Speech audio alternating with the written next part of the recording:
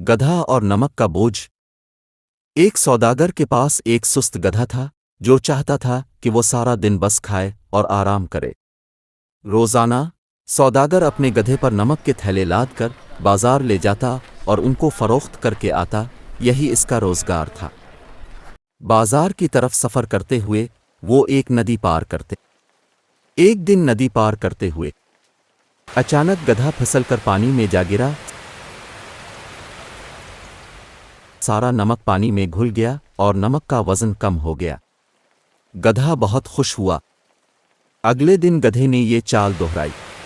वो जानबूझकर नदी में गिरा और नमक को दोबारा घोल दिया, जिससे ताजिर को जबरदस्त नुकसान पहुंचा।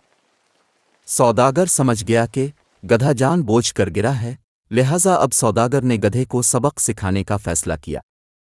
उसने अगली बार गधे पर रोई लादी और चल पड़ा।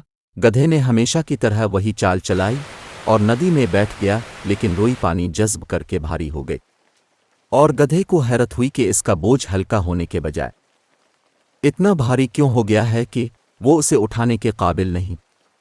गधे ने बेचैनी और तकलीफ महसूस की। इस पर सौदागर ने गधे को निकाला और मार्केट की तरफ चल पड़ा।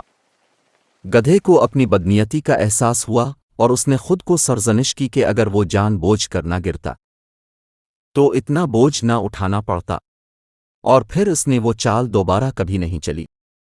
कहानी का नतीजा ये है कि जो आप बोएंगे वही काटेंगे।